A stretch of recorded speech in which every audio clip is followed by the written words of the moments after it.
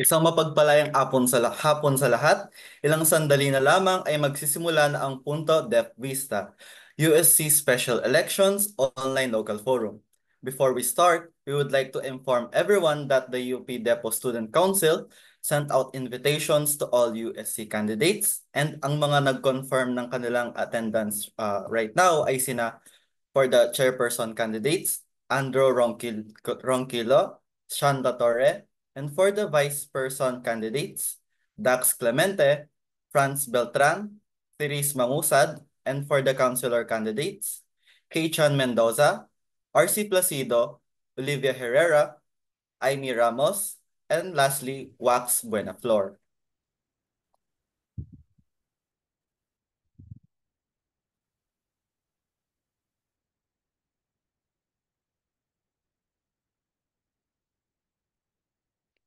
Upang matiyak ang kaayusan ng daloy ng ating programa, narito ang ilang alituntunin na dapat nating panatilihin. We kindly request all candidates and their supporters to practice professionalism at all times. Name-calling, heckling, and mudslinging, either by turning on your microphone or by commenting on the chat box, is prohibited. Ako po si John Rafael A. Bernardo. At ako naman si Jose Gadwin Dato, kami ang inyong magiging tagapagdaloy sa Punto de Vista. Sa programang ito, mas makikilala pa natin ng husto ang mga kumakandidato ayon sa kanilang mga plataforma at stand sa mga issue. Ngunit bago ang lahat, bilang paalala sa ating mga estudyante, ating panuurin ang UPD Halalan Video Guide upang maging gabay natin sa darating na special elections. It's that time of the year, mga iskolar ng bayan. With the help of this video, you will be able to learn how to vote in the remote student council elections in UP Diliman. Step 1. Make sure that you have access to your UP mail. Step 2. Visit halalan.upd.edu.ph. Step 3. The login page should be visible by now, and it should look something like what you could see on your screen. If the login screen is not yet available, kindly reach the Halalan UPD Help Desk via Facebook or email. Step 4. Click the Sign In with your UPmail button, then enter your UPmail credentials. Or click your UPmail from the available Google accounts authenticated in your browser. Step 5. After logging in, you should see the electric ballot form. Step 6.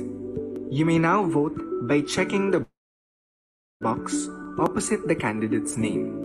You may modify your votes as much as you want at this step. Any change here is not yet recorded. Please take note that in selecting abstain for any position, any votes for that position will not be counted. It is perfectly fine to not reach the number of votes allowed for a specific position. You need not to abstain. Step 7. Upon clicking the Submit Ballot button, a page will be open where you can check and double-check your votes. A CAPTCHA will appear before you can proceed to confirm. Step 8. After successfully encoding the correct CAPTCHA, your vote will be confirmed and you will be logged out. Step 9. If you try logging in again, you will see your confirmed ballot. This page is no longer editable. And there you have it. Congratulations and thank you for voting. Makialam, makibahagi, bumoto. For updates, follow Halalan UP Diliman on Facebook and on Twitter.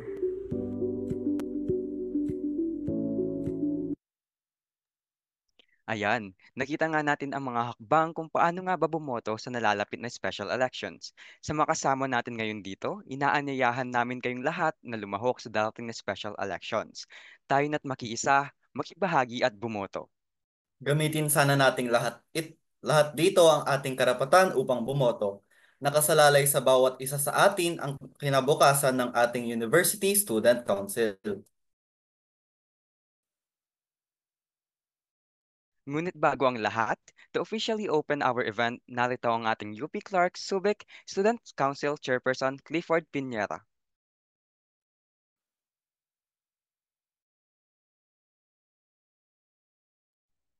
Ayun. Unang-una sa lahat, maraming salamat sa mga dumalo ngayong araw, sa mga pinaunlakan namin ng imbitasyon mula sa organizations, fraternities, and sororities, maski sa mga estudyante o sa mga walang kinabibilangan na organisasyon sa loob ng UP Depo. Maraming salamat. At syempre sa mga sumagot din sa imbitasyon namin na mga kandidato sa pagka-University Student Council mula sa mga councilor, sa vice chairperson hanggang sa chairperson, nagpapasalamat din kami sa inyong pagpunta ngayong gabi o ngayong hapon. Nung nakaraang kahapon, kinondukta sa UPDEP ang Student Summit na pinangunahan ng OSR, KSUP at UP Solidaridad.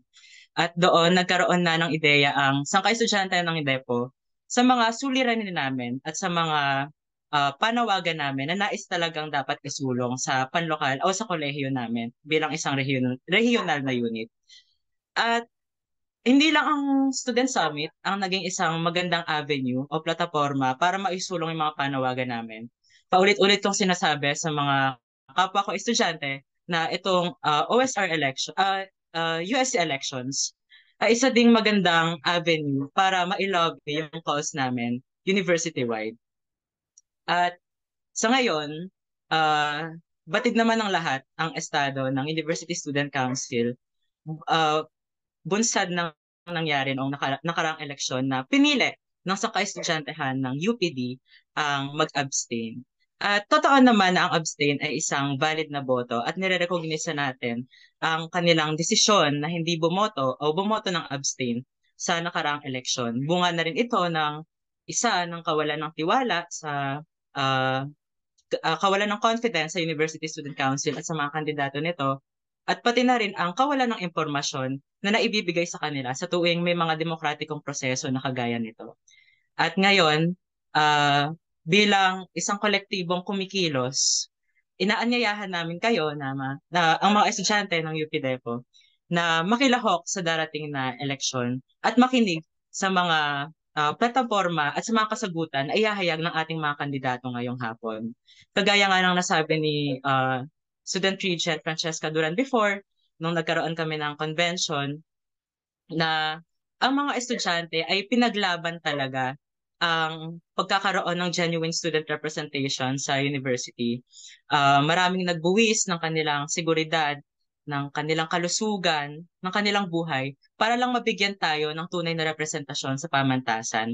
At huwag natin sayangin ang kasaysayan na ito na yon at ipakita natin na buhay pa ang partisipasyon at pagkilos sa loob ng UPD. Yun lamang at maraming salamat. Ayan, maraming salamat Chairperson Clifford Piñera sa impormatibong pinayag na iyong binigay. Pero maiba naman tayo. Kamusta ka naman ba, Godwin?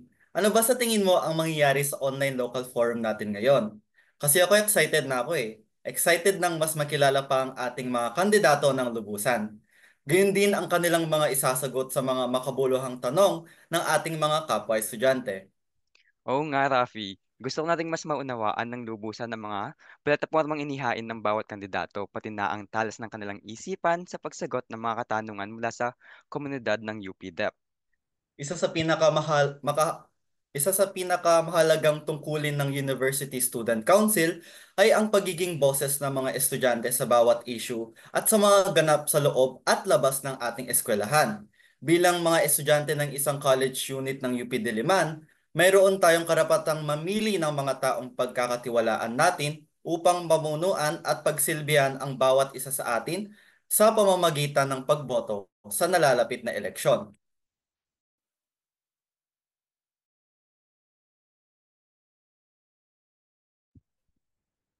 Ayan, kung merong university-wide student council, aba syempre meron din tayong college-wide student council dito sa Depo.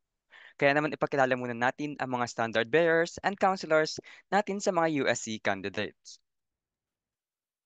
Ayan, isa-isahin natin sila. Pag binanggit namin ang names nyo, mag-on cam and mic po kayo at baka gusto nyo at baka gusto kayong at baka may gusto kayong ipahayag, para makilala kayo ng USC candidates natin. Siyempre, ang unang-una, ang hindi nakakasawang muka ni Chairperson Clifford Piñera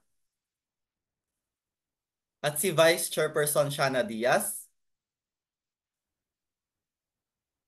at ang ating mga councilors naman for good governance, Mr. Jeffrey Manalak II, for Hello po. public information naman po, Hillary Colleen Holdiam. For People's Struggles, Jean Marie Ocampo. For Finance, Lian Tungkab. And for Students' Rights and Welfare, Mr. John Brian Olivar.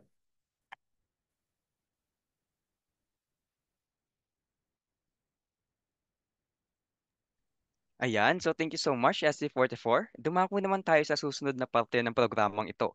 Kilalanin na natin ang mga kumakandidato sa iba't ibang posisyon sa University Student Council.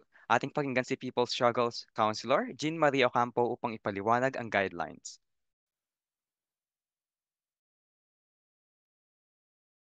Next slide po, please. Ayan, for our spiel guidelines, aspiring candidates will be given 5 minutes to explain their platforms. Given that you exceed the time limit, you will be asked to stop, and please remain silent if it is not your turn to speak. If you wish to speak, please raise your hand and the host will call your name. And please refrain from using foul words. Remain respectful at all times.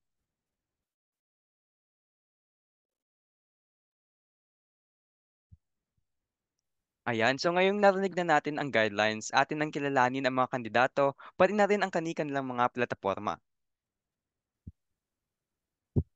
Mauuna muna tayo sa mga aspiring councilors, pagkatapos ay susundan ng vice chairpersons candidates, at ang huli ang mga chairpersons candidates naman. Muli binibigyan namin kayo ng kalayaan at sapat na oras na ipahayag ang inyong mga plataforma.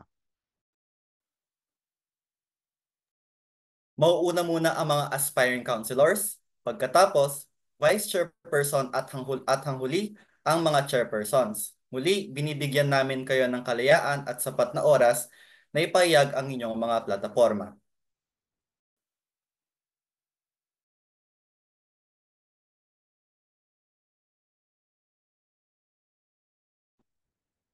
Hello, magandang hapon po.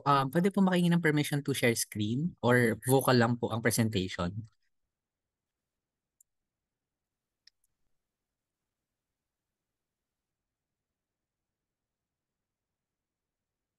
Hello po.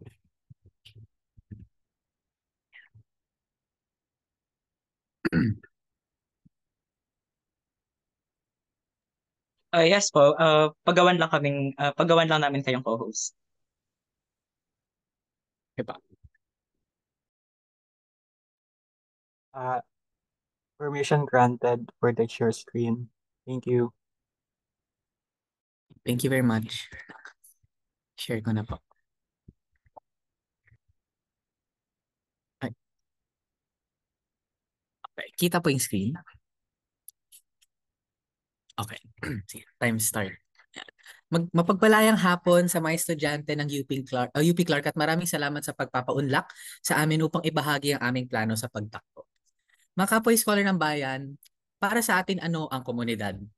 Ang komunidad ay higit sa ating mga estudyante, higit sa ating mga guro, kung hindi bahagi dito ang bawat miyembro na nagbubuo ng komunidad natin na ang UP. Kasama manininda, mga jeepney drivers, mga security guards at iba pa. Lahat ng yan ay ilang dekada na nagsisilbi sa atin at nagbibigay ng serbisyo na bumubuo sa UP na kilala natin. Ngunit sa nakaraang taon ay kita natin kung gaano kalala ang naging atake sa kanila. Andyan ang pagkakaroon ng clearing operation sa Area 2 at pagkakaroon ng attempts na mag-PUV modernization program sa loob ng UP mismo at ang huli, ang pagigipit sa sweldo ng ating mga gwardya ng ilang buwan. Sa kabila nito, napatunayan natin in our last term na kaya natin magkaisa as one community. Napadisqualify natin ang abusive security agency sa pagpasok muli ng UP. Tayo mismo ay umupo sa mga security meetings kasama ng mga agencies at umupo doon upang i-negotiate ang interes ng komunidad.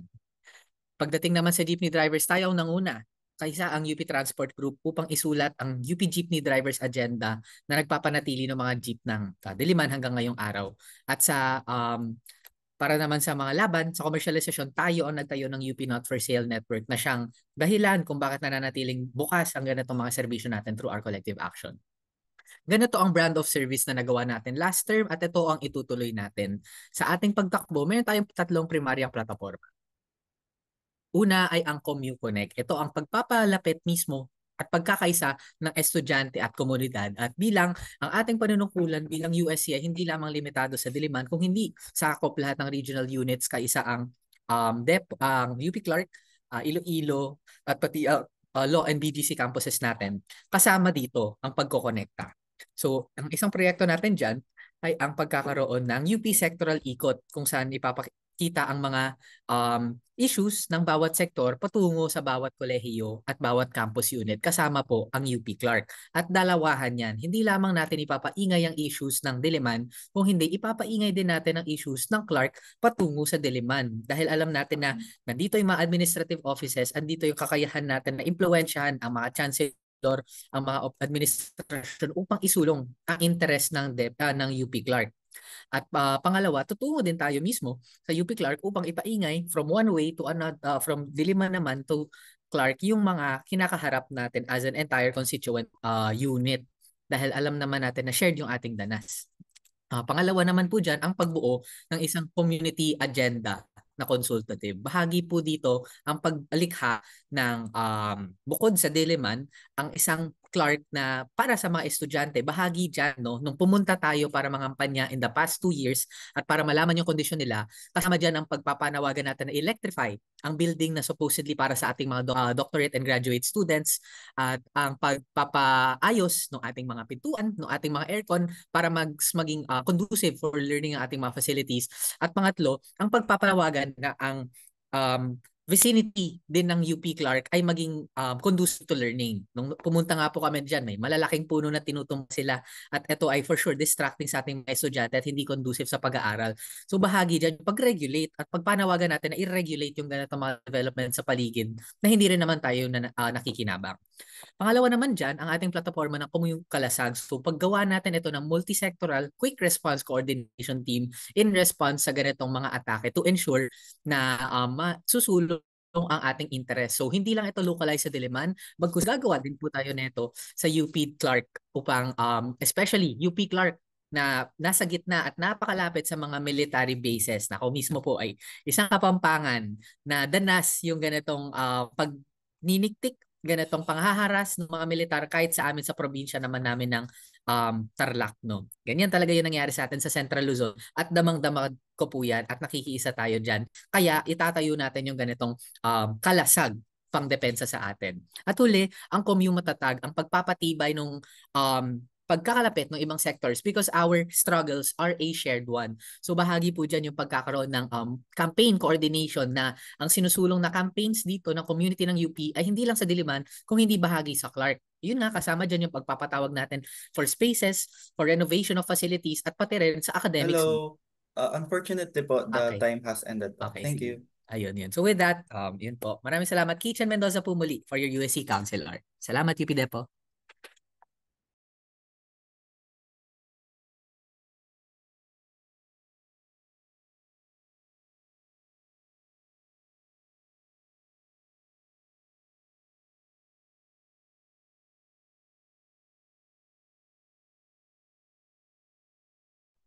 Hello, ako na po ba? Yes po, you may start na now po. Thank you. Magandang araw sa lahat. Magandang araw sa UP Clark. Ako si RC Placido, kasalukuyang chairperson ng National Network of Agrarian Farm Advocates Youth, UP Diliman o NARA Youth. Anak na magsasakang tunay na lumaki sa farm na ngayon tumatakbo bilang yung susunod na USC Counselor. Lahat ng bilihin sa ating pamantasan pagdating sa pagkain ay napakamahal. Mula sa 15 to 20 pesos na isang cup ng rice hanggang sa 45 to 85 pesos naman na halaga ng ulam. Bakit kaya? Ito ay dahil sa ito ay dahil sa mga problema na kinakarap ng mga producers ng ating mga pagkain. Ito ang ating mga magsasaka. Mula sa pambabarat sa kanilang ani, sa patuloy na land development aggression na kinakarap nila sa kanilang sakahan, at maging sa suliranin nila na pagkakait sa kanilang lupa. Lupa na siyang dapat nilang sinasaka. Kung kaya sa konseho, may tatlo tayong gagawin na hakbang para maiugnay ang laban ng Eskwela ng Bayan sa laban ng mga magsasaka. Una ay ang pagkain para sa lahat, na kung saan magkakaroon ng workshop ang UP community, lalo na ang mga estudyante, mga maninindad, maging ang ating kasama ang mga magsasaka para makalikha ng affordable at sustainable at maging masustansya na pagkain para sa lahat. Ikalawa, makipagkwentuhan tayo sa mga magsasaka sa pamamagitan ng mga exposure trip na sistemado para malaman natin at maunawaan yung mga problemang kinakarap ng mga magsasaka sa kanilang sakahan. At ikatlo, mula doon sa mga natutuhan natin sa exposure trip ay magkakaroon din tayo ng ah pagpapalawak at pagpapalakas ng sining mula sa bikisang sining, na kung saan ang sining at cultural na performances ay palalakasin natin para mapalawak yung mga panawagan ng mga batayang sektor mula sa loob hanggang sa labas ng pamantasan. Mga Eskwelahan ng Bayan, ang laban ng mga magsasaka ay laban din natin para sa karapatan. Kaya sama-sama natin itong ipaglaban. Muli, ako si Binhi RC Placido, itanim sa konseho. Maraming salamat po, UP Clark. Yan. Thank you, Mr. RC Placido. And the next candidate naman na ating tatalakayin ay si Mr. Olivia Herrera.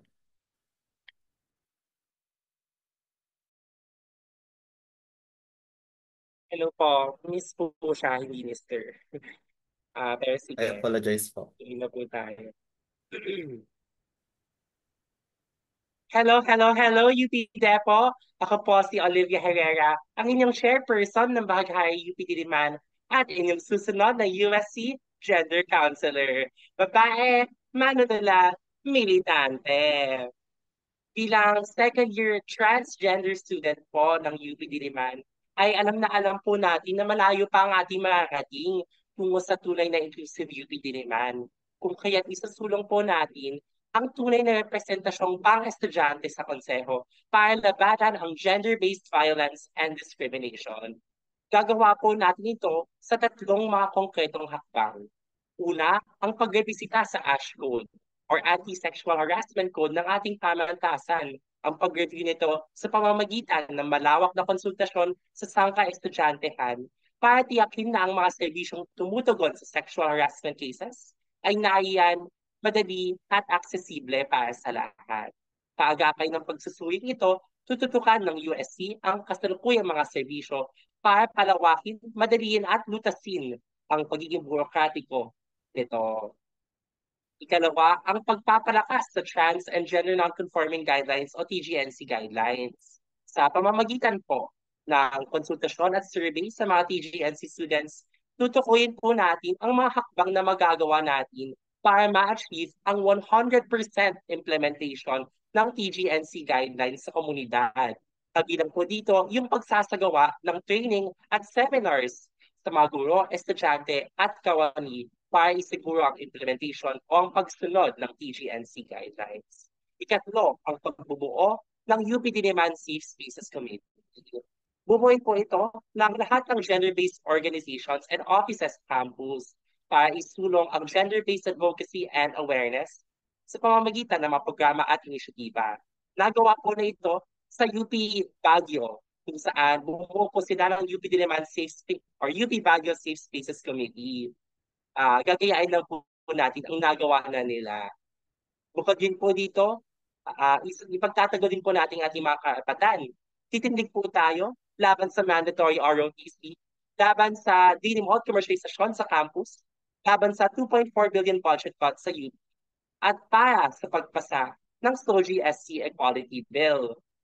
24 years na kung nakabidbin sa Kongreso ang SOGI-SC Equality Bill sa patuloy na pagdidiscriminate at pamamarahas sa mga LGBTQ+ nating kapatid. Sa all-inclusive UP Diliman, walang estudyante ang may iwan. Isisiguro po natin yung paglalobby para sa SOGI-SC Equality Bill at iba pang mga ordinansa at batas na magtataguyod ng gender-based equality and awareness. Mga scholar ng bayan, sama-sama po natin isulong ang ligtas at malayang pamantasan na may kalayaan at pagkakapantay-pantay sila. Dahil tumitindig tayo para sa all-inclusive UP Diliman, Olivia won't leave ya. Muli ako po si Olivia Herrera, ang inyong chairperson ng Bahaghain UP Diliman at inyong susunod na USC Gender Counselor.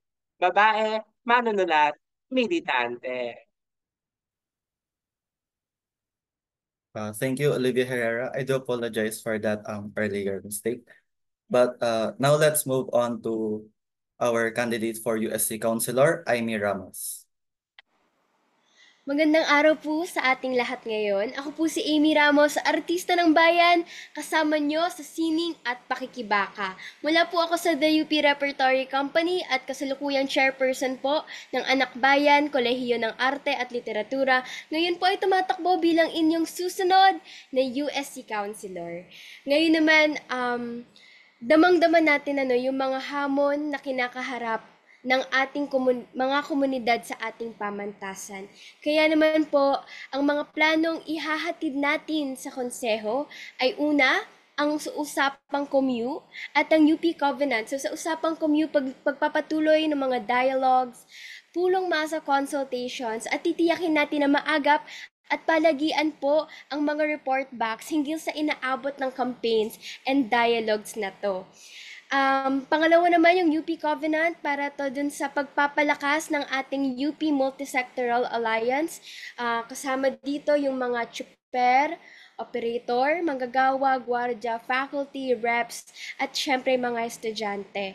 Dito naman sa mga platform na to, sa unang bahagi na to, titiyakin po natin na kasama sa agenda ang LUDEP, or ang Land Use Development and Infrastructure Plan. Malaking development plan na saklaw ang buong UP campuses at kaya naman dito tutol tayo dun sa further commercialization and privatization of the lands of UP. Kaya tayo mga estudyante, parang papayag ba tayo bilang mga miyembro ng UP community na hindi hinihingi ang pagtingin natin hinggil sa mga malalaking proyektong ito? Doon naman po tayo sa pangalawa, ang Bantay Komunidad Watch Desk, pagbubuo ng volunteer team para bantayan ng mga threats of demolition, threats of militarization, and all forms of state repression na nag-hinder ng safety ng ating constituents. Dito naman po, mahigpit po tayo makikipag-ugnay sa mga local government units involved sa existing alliances and networks like UP Not For Sale Network and Defend UP Network.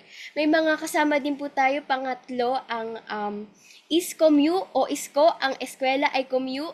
Paglulunsad po ng mga alternative learning experiences with the community kung saan mai-invite natin sila na pumunta sa ating mga classroom para italakay yung kanilang kalagayan ng pakikibaka. Pero hindi nagtitigil doon.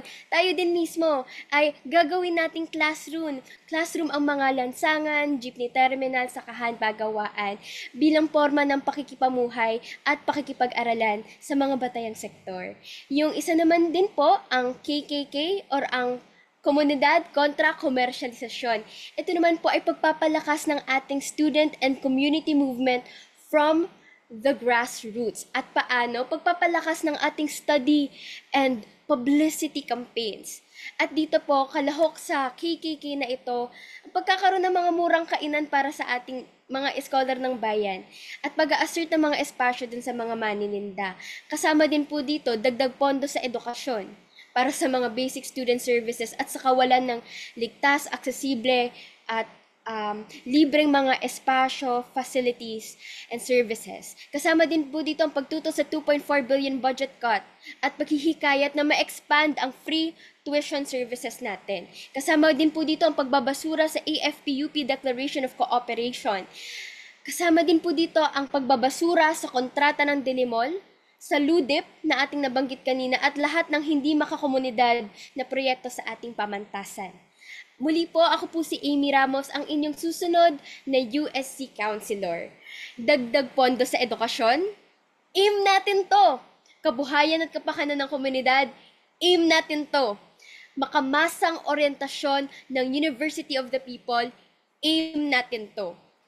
Mga scholar ng bayan, sama-sama po natin likhain ang pamantasan na malaya sa komersyalisasyon at represyon.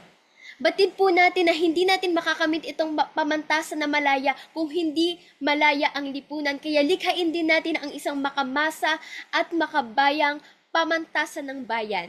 Maraming salamat po. Ayan, thank you so much, Amy Ramos. Pumunta naman tayo sa susunod na candidate for USC Counselor, Wax Buenaflor. Ayan, sige. Konting intermission muna. Sinong mapalad, sino ang kaawa-awa? Tayong mga scholar ng bayan ang kaawa-awa dahil sa lumalawak na krisis sa serbisyong pang-akademiko. Pero kailangan po nating maging saligan ang lakas sa kolektibo. Wakasan natin ang sakto lang na edukasyon at isulong kung ano talaga ang swak sa ating kondisyon. Ako po si Joaquin Wax Buenaflor. Wax Buenaflor, isang konsensya makabayan, tagapangulo ng UP Samahan sa Aghampang Politika, ang inyong USC Counselor. Kasama niyo po ako sa pag-achieve ng serbisyong SWAC kay Wax. Ayan, dadalhin po natin yung mga danas ninyo mula sa inyo tungo sa konseho sa pamamagitan po ng year-long na grievance nest na danas sa Diliman para po malaman natin yung mga particularities ng mga danas natin. For example, sa mga colleges, kagaya po ng UP Depo, di ba? Pangalawa, tutugunan or kasama po dito sa pagsisiyasat natin ng konkretong kondisyon ng mga mag-aaral is yung pagkakaroon po ng SEM-Ender Town Hall Assemblies upang maitahi talaga kung ano yung mga naging danas natin, yung mga danas natin sa entire semester in the hopes of matugunan kagad siya at hindi na maulit sa susunod na semestre. Bukod po dito ay tatahin po natin yung mga danas natin na ito from individuals, organizations, departments, and colleges para makapuo po tayo ng isang comprehensive and concrete student demands na sama-sama po natin ipaglalaban. Pangalawa, bukod po sa pagsiyasat ng inyong mga danas, syempre, kailangan po natin tugunan yung mga pangangailangan natin sa basic student services bilang konseho. Ano-ano po yun? Number one, iikot po tayo sa mga dormitories, varsities at organizations, pati na po sa mga colleges kasama ang UP Depo upang magsagawa po ng assemblies na i-register po talaga natin yung mga demands natin at aktibot nating bibigyan ng assistance kung ano ba ang mga agaran nilang pangangailangan at i-channel sa mga opisina ng UP administration kung ano yung mga kailangan ng perennial na kailangan ng solusyon na administration. Susunod po dito ay ang pagkakaroon po ng mas aktibong registration assistance. Kakatuwangin po natin ang mga local colleges upang maging capacitated din po sila na magkaroon din ng assistance na hindi hiwalay sa kanilang mga constituents. Bukod po dito, pag-ikot din po sa mga dormitories kagaya ng aking nasabi para bumuo ng mga assemblies at bukod po dito, syempre tutugunan po natin yung pangangailangan sa mga dormitories. Ako po personally, nawalan po ako ng dorm, nagmakaawa po ako sa dorm. Alam ko pong danas din po ng UP Depo na wala pong dorm sa UP, wala pong housing na ino-offer ang UP sa inyo, di ba? So ang solution po natin dyan ay bukod sa pagpapanawagan na mag-allocate ng fund to build dormitories, sa agaran po ay papanawagan po natin na magkaroon ng alternative housing. So ano po ang itsura niya? Ipapanawagan po natin sa UP administration na mag-accredit ng isang housing na magbibigay ng affordable and safe na accommodation sa mga scholar ng bayan dyan sa Depo. So dagdag pa po dito is yung kailangan may subsidy sa mga dormers na titira doon upang hindi naman po ganun kabigat yung financial burden sa kanila. Bukod po dito, isa pong programa din po natin sa pagtugon sa pangangailangan sa basic student services ay ang UP Diliman Commute or yung Diliman Commute na transportation po natin. So kailangan natin bilang mga scholar ng bayan ay bumuo po tayo ng mas makamasang transportation system. For example, sa Diliman po, gagawa ng mas makamasang ikot or talkie route. Sa DEPO naman po, ipapanawagan natin na magkaroon po ng shutter sa mga students, especially po, nagkaroon po kasi ako ng kaklase na taga-DEPO sa DR Map. So nakikita ko po na wala po talagang tugon ang UP administration in terms of transportation. Bukod po dito, ang pag-expand po ng budget sa University Health and Food Services para po makapag-expand din yung services na may offer nila sa atin. Dagdag po, kasama po dito ang pagkakaroon po ng branch nito or pag-offer ng services din nito sa UP Depo. Bukod po dun sa mga yun ay kailangan din po maitulay or maibigay din sa UP Depo yung mga pangangailangan or yung mga basic student services na na-achieve dito sa UP Diliman. Nadyan po yung university job fair, yung mga scholarship programs, 'di ba? Yung mga lipad-aral, kailangan po accessible din po siya at na susuportahan yung mga mag-aaral sa UP Clark na makiisa or ma-achieve din yung mga basic student services na ito. Bukod po dito, hindi naman po yata tama na tayong mga scholar ng bayan na ngayon nakakaranas ng problema ay tayo pa on our own na mag-ano nito. Kailangan po ay tugunan ng kalampagin natin ng UP administration na pakinggan or tugunan ng ating pangangailangan sa basic student services. Ano-ano po yun? Yung kagaya na sabi, dagdag na dorm Hello, slot, sir. The time has finished na po. Muli ako po si Joaquin Wax Buenaflor, Sir Bisyong Swak, kay Wax. Thank you so po. much. So, maraming salamat aspiring counselors. Susunod naman, pakinggan natin ang mga aspiring standard bearers simula sa mga vice chairpersons candidates. Ayan, let's welcome Dex Clemente, a candidate for vice chairperson. Ayan. Sa pamumuno ni Dex Clemente, kayo ay kampante. Mula sa nangungunang anti-imperialistang organisasyon ng mga kabataan, ako po si Ron Dexter, Dex Clemente, kasalukuyang tagapangulo ng League of Filipino Students CSSP, ngayon ang inyong University Student Council Vice Chairperson. Simple lamang po, no, bitbit natin ang ating platapormang tunay, palaban, at makabayan sa ating pagtakbo bilang Vice Chairperson. Unang-una sa serbisyong tunay, i-ensure natin ang mahigpit na pagtugon sa ating basic student services at students' rights and welfare sa pamamagitan ng mga proyekto katulad ng Diliman Student Agenda kung saan isusulong talaga natin yung mga panawagan at kampanya na binibitbit ng buong komunidad ng UP hanggang UP Clark. Nandyan din ang pagkakaroon natin ng sama-samang pagtugon at pagharap sa kapakanan ng komunidad ng UP bilang isang mabigat na usapin para sa lahat ang lumalalang krisis sa kalusugang pangmental ng mga scholar ng bayan. Siyempre, nandyan din ang pangalawa, ang pagbubuo natin ng konsehong palaban.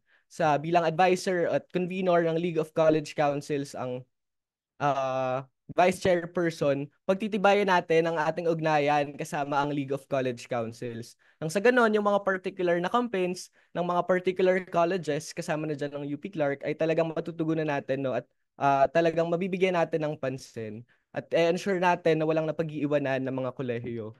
Dahil kinikilala natin na tahi-tahi naman ang ating mga karanasan mula sa karanasan natin sa kakulangan sa espasyo, sa kawalan ng pagpaprioritize sa ating mga kolehiyo pagdating sa budget, talagang i-ensure natin na yung ating gagawin na mga pulong ay bubuo tayo ng mga resolutions kung saan hindi lamang matatapos sa consultations at sa paper, kundi ay mag-extend into concrete action steps kung paano tayo susulong dito sa mga kampanyang ito. At pangatlo, sa pagbuo natin ng isang pamantasang makabayan, i-ensure natin na bilang mandato ng University Student Council ang pag-ensure ng kapakanan ng komunidad, hindi mapag-iiwanan yung mga campaigns ng community natin, loob o labas man ng pamantasan.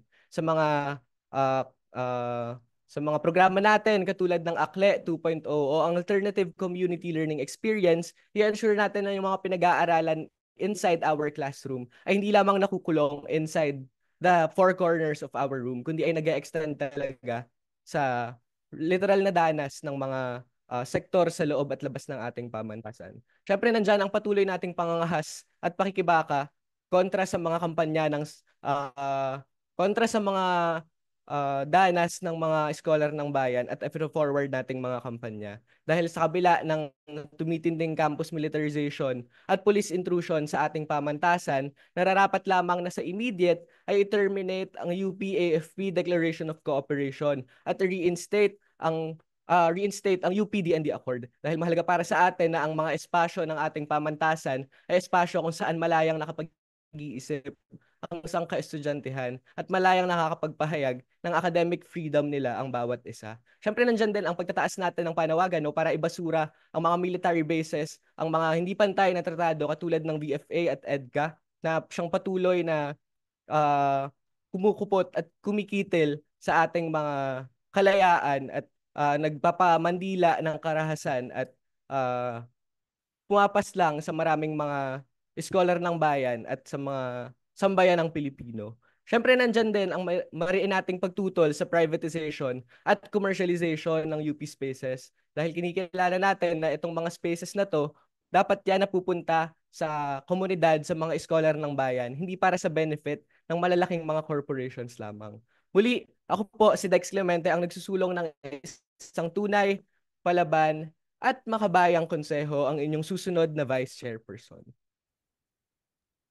Ayan, maraming salamat, Dex Clemente. Makinig naman tayo sa susunod na candidate for Vice Chairperson, Franz Beltran. Yeah. Let me begin with an important question. What does the USC mean to us? Hi, everyone. It's so nice to see UPDEP again. I am Franz Joseph Beltran, your next USC Vice Chairperson, and together in the next year, we will answer that question. Mga kapwa scholar ng bayan, amid the lack of spaces and police and military intrusion, the time to take up our space and defend our rights is now. As your next Vice Chair, our first priority is the immediate convention of the League of College Councils para collectively nating matugunan ang iyong mga concerns by drafting an LCC action plan on student issues. Aagapayan din natin ang mga kakayahan ng ating mga leader estudyante with the ISCO Leadership Academy para ready tayo to serve the community with all we can. Bilang former Vice Chairperson ng University Freshie Council, tiyak na gagabayan rin natin ang mga baguhang iskolar ng bayan upang maging isang konseho that is centered on service and campaigns. As we continue to take up our space, we will draft the Omnibus of Student Spaces, a comprehensive list of all student spaces across the campus para gabayan yung mga orgs at estudyante na naghahanap ng mga espasyo, be it for study sessions, org events, pagpapahinga, and more. In our effort to occupy all student spaces and in continuing our victories from the previous year, we will push for the establishment of a technical working group on student spaces across all colleges, including UP Clark, para may avenue tayo to assert our rights to tambayans and conducive learning spaces. In an effort to further mainstream the USC's initiatives, ilulunsad din natin ang USC Caravan where the USC will spread information on its functions, committees, and campaigns. Sa pag-ikot ng USC, bahagi ka because this will also be an opportunity for you to join our core teams in UP Fair, Diliman Games, University Job Fair, and more. In the previous year, when we served as the lead convener of Bantay Boto in the last year's BSKE elections, nakita natin yung kakayahan ng mga kabataan to step up and forward pro-people platforms in our local and national governments. We formed the BSKE Youth Agenda, trained SK candidates, and united for a clean, safe, and democratic elections. Itutuloy natin yan sa paparating na national elections as the USC will once again convene the Bantay Boto Network. As your former safety and security head of the USC, we have advocated for democratic and safe spaces inside UP. From demanding the withdrawal of police and military presence in UP to forwarding policies for safe spaces sa ating UP Diliman Committee on the Protection of Freedoms and Rights kung saan tayo po ang naging unang-unang student representative, subok na po tayo dyan at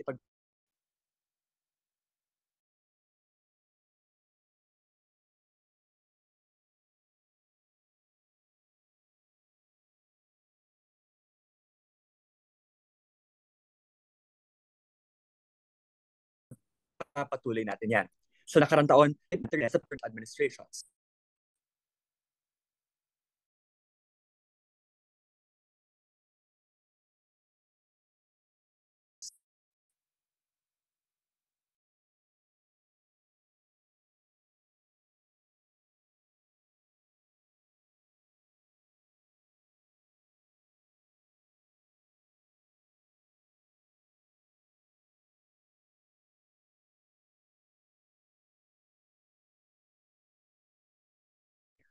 Excuse me, can you Or, please stop the time po? I think na-disconnect si Franz Beltran. Thank you. ayan, hello.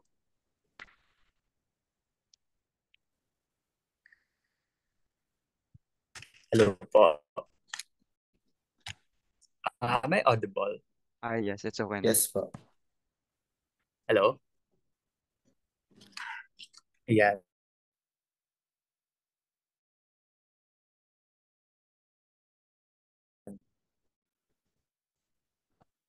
Uh,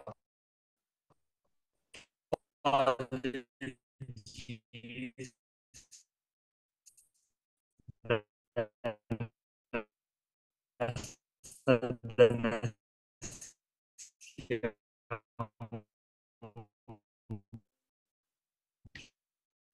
Mahina ang internet Excuse connection me, medyo choppy ka po. sa loob ng campus.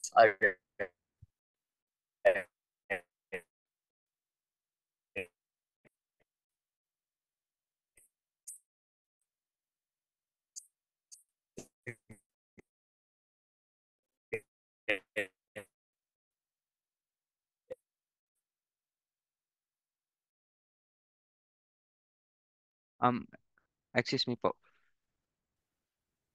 So, is it okay if we move on to Therese Mangusad for now? Then let's go back to Franz Beltran once his connection is okay. Thank you.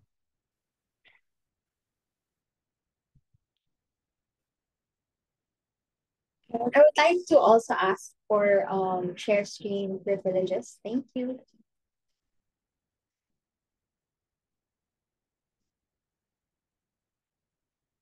Permission granted. Thank you.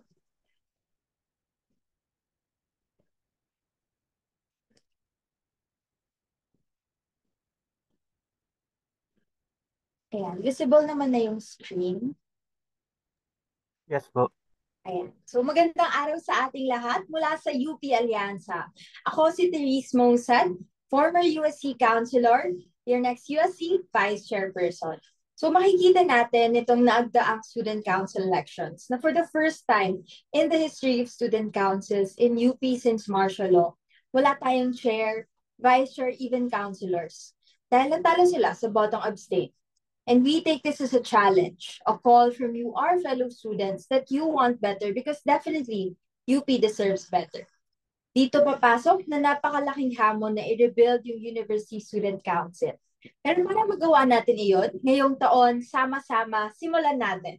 Simulan natin sa isang 5-point USC agenda kung saan yung USC gagawin nating empowering, service-oriented, and of course, relevant to the students. Paano?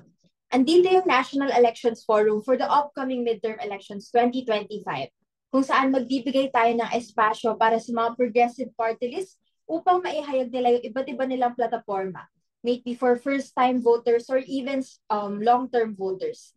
This way, makakapag-shed tayo ng light on the current party list system that we have in the Philippines. At sa pamamagitan nito, mamamaximize natin yung seats na makukuha natin sa Congress for different progressive leaders that would really forward yung different interests of the different sectors that we have inside our country. So itong National Elections Forum would be in the sense na isang forum, pero isang malaking forum. And then kaakiban nito ay iba't ibang publicity postings, maybe about the party list system that we have in the Philippines, different progressive party lists that we could feature na nag-nominate ng iba't ibang progressive leaders nitong nakaraang filing of certificate of candidacy. Andito rin yung wash-up kung saan in coordination with the different local college councils that we have in the university, maybe in DEPO, BGC, or law, mag-hire tayo ng mapping ng different facilities and assessment nito to make sure na angkop ito and nakasaad dun sa standards na deserve natin bilang mga estudyante na ginagamit yung university on a daily basis. It could go as little as checking kung yung mga different CRs ba natin ay merong bidet, tissue, soap, o kaya naman yung mga learning spaces natin ay conducive ba talaga for us students na ginagamit ito on a daily basis. Andito rin yung Project Lipad kung saan in partnership with different UP Alumni Association, mag-organize tayo ng isang solicitation project to gather at least 1 million pesos to subsidize yung transpo allowance ng mga students in need na nanggagaling sa province at the start of the semester. This way, hindi na sila mahihirapan na makabalik sa ating universidad bago magsimula yung semester. And once na ma-establish natin itong project na ito, we hope to expand it to make sure na every break ng mga students merong transpo allowance o kaya naman at the end of the semester makakapagbigay rin ng transpo allowance for students in need. Andito rin yung UP Fair para sa atin kung saan kilala naman na yung UP Fair ay isang napakalaking project, isa sa mga napakalaking project ng University Student Council. Hindi lamang dahil napapakinggan natin yung iba't ibang mga bands, artists na nagpo-perform dito. Dahil may dala-dala ito advokasya at iba't ibang beneficiaries na nabibigyan ng proceeds na itong UP Fair. With that, gusto rin natin na ma-push na portion ng proceeds ng UP Fair na pupunta para sa ating mga estudyante. Maybe for improvement of spaces, yung access natin sa Wi-Fi, para sa mga dormers and athletes na may iba't ibang pangailangan on a daily basis. And lastly, of course, as the convener of the League of College Councils, meron tayong dalawang project under the Empowered League of College Councils. Una na dito is ensuring that local college councils as well as student organizations ay kasama sa pagdidiscuss ng UP budget natin. So this way, mako-consult ng mga local college councils as well as student organizations yung mga students sa iba't ibang pangangailangan natin, maybe resources, improvements of facilities, at doon natin mapupush na magkaroon ito ng allocation sa ating UP budget. And of course, in partnership with the UP Law Student Government and the different local college councils, bubuin ulit natin yung UP Diliman Students Magna Carta to ensure na bilang mga estudyante may protection yung ating academic rights, may it be in the physical spaces or online spaces in the university. Dito papasok na bukod sa pagbuo ng draft na yon, kailangan natin ma-ensure na angkop yun sa konteksto natin. May it be yung different class suspensions para magkaroon ng balance between the academic freedom of professors and dun sa compassion para sa ating mga students na naapektuhan ng iba't ibang kalamidad. Maybe bagyo, yung mga heat waves na na-experience natin last May, o kaya naman, if ever, hopefully Ayan, not yung excuse me pandemic po. ulit. Thank you so much. And ayun, yun I'm yung so 5 sorry. point kasi agenda I'm natin. sorry, but unfortunately your time is up po. So thank you so much, Thank you. Therese Mangusad. Is it okay if bumalik na po tayo kay Franz Beltran? Hello po. Am I audible? Yes. So, Right. Apologies, everyone. The internet here in UP is quite slow. So, yeah. so we will give you 2 minutes po to continue. All right po. Thank you. Ayan. Hello ulit sa lahat. So coming off from what I was saying earlier, no, sa nakaraang taon, nariyan yung victory natin na sa pakikiusap kasama ang Dean of College of Law. Nakuha natin yung commitment ng UP Law Administration na hindi na sila magpapapasok ng pulis at militar sa loob ng pamantasan sa mga events that they hosted. And we will extend this commitment na paghamon sa lahat ng mga college admins and towards the university administration tungo sa pagpoprotect talaga ng ating academic freedom and democratic rights at sa pagbabasura ng lahat ng mga kasunduan ng UP kasama ang pulis at militar. Mga kapwa eskola ng bayan, no matter the distance, we share the same struggles. Your interests will always be at the heart of our campaigns and initiatives. Sa nakaraang taon, pinalalim pa natin ang ating integration with the UP Clark community sa pag-hold ng isang on-ground or consultation. At ngayon, pagtatagumpayan na natin ang lahat ng mga panawagan na narinig natin at nabagsakan natin noon. No? Mula Diliman hanggang Clark, lahat ng ito ay para isulong ang isang pamantasan na tunay na ligtas at malaya. This is how the USC should mean to us. For a USC na bahagi ka, once again, I am Franz Joseph Beltran, your former UFC Vice Chairperson, Bantay Boto Network Convener, Build Up Overall Head, NCPAG Representative to the USC Safety and Security Head, and now your next USC Vice Chairperson. Together, let's advance with Franz. Again, thank you everyone. Yan. Thank you, Franz Beltran. So, maraming salamat din sa ating mga aspiring vice chairpersons. So, ngayon pumunta naman tayo sa ating mga aspiring chairpersons. Simula kay Sean Kirby Latorre, candidate for chairperson. And maraming salamat. As we enter a new term, let's shape a council that is with you and for you. Sa bawat hakbang, Eskola ng Bayan, bahagi ka. We envision a stronger USC through these two main things, isang konsehong kolektibong sumusulong at isang konsehong makabayan. So sa konsehong kolektibong sumusulong, we envision a well-equipped USC that serves its constituents. And on the other hand, nasusustain at nasustrengthen ito yung mga kampanyang Bitbit ito. We will start with releasing a USC Citizens Charter with the widest dissemination possible para ma-reintroduce natin yung USC sa student body, while also promoting accountability through a transparency corner with its minutes, affiliations of the council members, and financial reports. Nandiyan din ang patuloy nating pagsulong at pag-foster ng mga collaboration through avenues like All Leaders Conference, which consists of member formation leaders, graduate students assembly at dormers assembly, while also promoting our committees and volunteer corps sa mga estudyante and also forging unities with other universities. We will also continue with events like UP Fair, Bantay Boto, University Job Fair, and other events like alternative classroom learning experience, while also ensuring na itong mga events na to ay may bit-bit na panawagan, lagi't lagi. Nandiyan din ang pag-ensure natin na meron tayong nade-develop na long-term relationship with the organizations para ma-foster din natin yung ating mga campaigns with them. Nandiyan ang mga networks at alliances natin like Rise for Education, Defend UP Network, UP Not for Sale Network, and pag-ensure na na-address natin yung mga community welfare threats through quick response teams and initiatives. To further our mission, we will launch a research on student participation to understand and improve engagement in the university. Magpo-push din tayo immediately for a town hall with the UPD administration on academics and student services. Kasabay nito ay mag-iikot tayo sa bawat college and building, bawat unit, mula Diliman hanggang Clark. Conduct our checkups, consultations, and assessments and evaluations with them. Para dito, ma-ensure natin na naisusulong natin ang isang konsehong bahagi kayong lahat.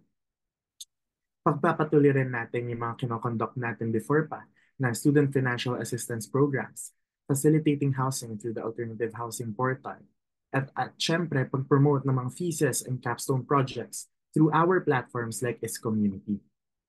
The USC extends beyond its composition at ng mga scholar ng bayan ay hindi lamang mga botante na binubuo ang student council through votes, but rather they are leaders of their own right, capable of engaging in our campaigns. When I started as an FST leader and served as a chairperson in my home college, I realized that our struggles are never an isolated case. From securing gradual developments in College of Mass Communication and securing a room, a student lounge in the Student Union building, and establishing the UP Not for Sale Network, we won these fights together and we achieved these victories together. Kaya naman panghawakan natin ang mga tagumpay na to and aim for even more and even bigger victories in the future, as these victories won't come into fruition without your support and our collective action. Bahagi ka, Scholar, sa Konseho ng Bayan. I'm Sean Latorre, your former USC Vice Chairperson, former convener of the League of College Councils, and chairperson of the College of Mass Communication Student Council, now your USC chairperson. Thank you po. And thank you so much, Sean Latorre. Ngayon pakinggan naman natin si Franz Andrew Ronquillo. Lumahok sa pakikibaka mula pamantasan tungong pambansa, kabataan, ipanalo ang taong bayan. Makabayang pagbati po sa ating lahat. Ako si Franz Andrew Ronquillo, leader estudyante at alagad ng media mula sa College of Mass Communication, ang inyong susunod na USC chairperson. Sa gitna ng mga isyong kinakaharap ng mga scholar ng bayan, pakikisangkot ang sagot para tugunan ang mga hamon na ito. Mula sa mga panghihimasok ng pulis at militar sa ating pamantasan, ipapabasura natin ang UP-AFP Declaration of Cooperation at isusulong ang institutionalization ng UP-DND Accord sa UP Charter. Kasama ang Defend UP Network, palalakasin natin ang mga campus security mechanisms at training sa loob ng pamantasan. Itataguyod din natin ang genuine student representation sa pagsasanay ng mga volunteer corps at pagpapalakas ng coordination natin sa League of College Councils, pati na rin para sa streamlining ng mga campaigns and activities sa ating mga organizations through the All Leaders Conference. Sa bahagi naman po ng ating mga campus publications, specifically sa frontliner dito sa UP Clark, itutulak po natin ng revival, recognition at support para sa mga funding, security, equipment and spaces ng ating student publications. Tututulan din po natin yung ating commercialization sa education. Sa bahagi po ng UP Clark, isusulong natin yung pag-expedite ng pag-delivery ng ating student services at ganun din pagpa-prioritize ng construction ng mga dormitory spaces at ibang housing lounges para po sa ating mga student body. Ganun din, ipapabasura natin yung mga anti-community projects na tatangkain na ipasok through the Land Use Development and Infrastructure Program ng UP Administration. Kasama po natin isusulong ito with the UP Multisectoral Alliance and with strong coordination sa UP Not For Sale Network. Ire-register rin po natin ang pagtutol natin sa budget cut na higit na nakakaapekto sa access natin to basic student services. Mula rito, itutuloy natin yung mga pakikisangkot sa labas ng pamantasan. Lulubog tayo sa mga marginalized communities kung saan prevalent yung social injustices. At ganun din, maglulunsad tayo ng mga educational forum at iba't ibang forma ng talakayan para pag-aralan ang mga issue ng bayan at ng lipunan at ganun din, tayo po ay aktibong makikilahok para po sa pagpapanagot at pagsingil sa administrasyon sa mga kakulangan at mga atraso nito sa mamamayan sa pagkakonduct natin at aktibong pakikilahok sa mga kilos protesta. Sa bahagi po ng pambansang halalan, muli po nating ititindig ang bantay boto. Ito yung magsisilbi na voter education campaign at pagkilatis natin para sa mga kumakandidato, ganun na rin sa kanilang plataforma ngayong May 2025 midterm elections. Isusulong po ng USC ang tapat, malinis at demokratikong eleksyon ngayong halalan. Ang susi po sa tagumpay ng ating mga kampanya ay ang sama-sama nating paglahok. Kaya naman po ang panawagan natin ngayong taon, lumahok sa pakikibaka mula pamantasan tungong pambansa, kabataan, ipanalo ang taong bayan. Muli po ako si Andrew Ronquillo, leader estudyante, alagad ng media, incumbent Vice Chairperson for Education ng Union of Journalists of the Philippines, UP, former National Chairperson ng kasama sa UP, the broadest and most comprehensive Student Council Alliance in UP system, former 39th UPSR 4th nominee, at former UP Diliman USC Councilor, now your next USC Chairperson. Maraming salamat. Ayan, thank you Andrew Ronquillo and thank you din po sa ating mga candidates. Sana ay matupad lahat ng inyong mga plataforma sakaling kayo na ang maupo sa mga posisyong inyong tinatakbuhan. Dumako naman tayo sa parte ng online local forum na siyang pinakahihintay ng lahat, ang question and answer portion para sa ating mga kandidato. Ngunit bago ang lahat, pakinggan muna natin si Good Governance Councilor Geoffrey Manyalak na magbabahagi ng guidelines para sa ating Q&A. Maraming salamat sa hosts. Candidates, makinig po tayo para sa guidelines ng question and answer portion of this local forum. First, the answering shall be on a raise hand basis. Whoever presses raise hand first will be prioritized. Each candidate will be given no time limit to state their answer.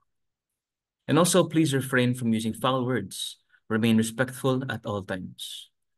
And lastly, for a disclaimer, the views and opinions expressed in this forum are solely those of the anonymous questioners and the candidates and do not reflect those of the UP Depot Student Council, UP Depot Electoral Board, other UP Depot formations and organizations, and their respective officers. So that's all for the guidelines. I'll pass the mic back to the hosts. Thank you so much.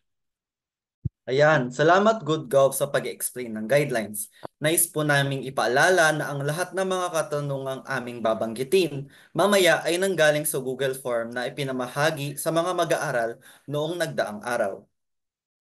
Ngayon ay formal na nating sisimulan ang question and answer portion. Inaasahan na sasagutin ng mga kandidato ang mga tanong na nasa isipan ng mga mag-aaral ng UP Depo. Ngunit bago tayo pumunta sa mga katanungan mula sa Google Forms, bibigyan namin ng pagkakataon na magtanong ang mga estudyante na naririto ngayon. Kindly raise your hands if you have any questions.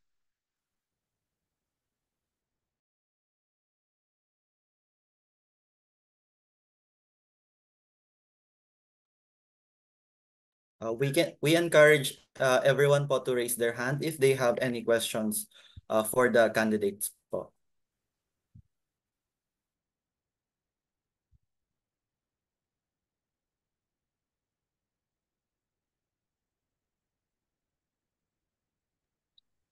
I think there's no one raising their hand. Should we proceed to the first question?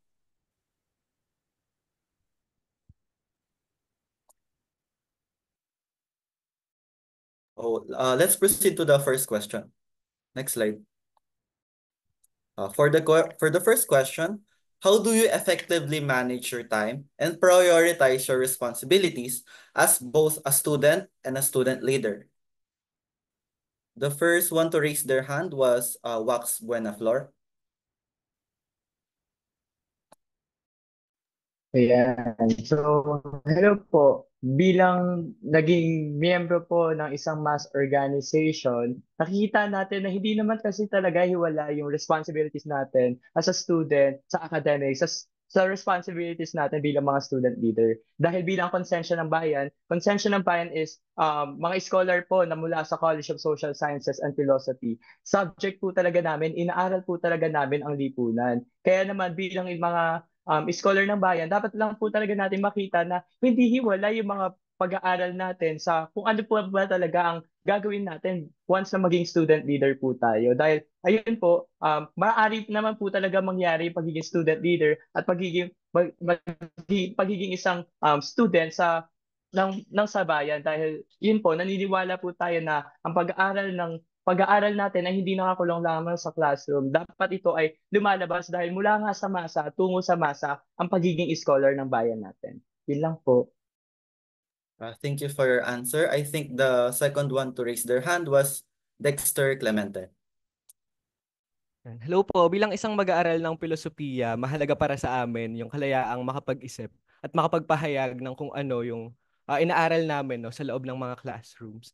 Ngayon, sa banta ng matinding mga police intrusions at campus militarization sa loob ng pamantasan, malaking banta rin ito sa acad freedom nating mga scholar ng bayan. Sa ganun, parang kinikilala natin na sobrang halaga ng pakikiisa natin dahil ano pa nga ba yung silbi nitong mga pinag-aaralan natin kung may mga militar na pumapaslang na ng mga kabataan estudyante. Ano pa yung halagahan ng aral na nakukuha natin sa loob ng classrooms kung hanggang classrooms lamang ito at wala tayong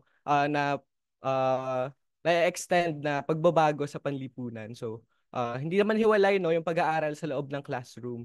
Hindi rin pero mahalaga para sa atin na yung mga aral na ito ay nailalabas talaga natin at pinaglilingkod talaga sa sambayanan na siya namang dahilan kung bakit nag-aaral din tayo in the first place. Yun po. Thank you. Ayan, thank you so much. So we encourage everyone, we encourage the candidates to kindly make their answer as concise as possible para makater natin lahat ng mga submitted questions and yung answer ng mga candidates. Thank you. So next, Sean Latore. Ayan. Being a student leader entails sacrifices.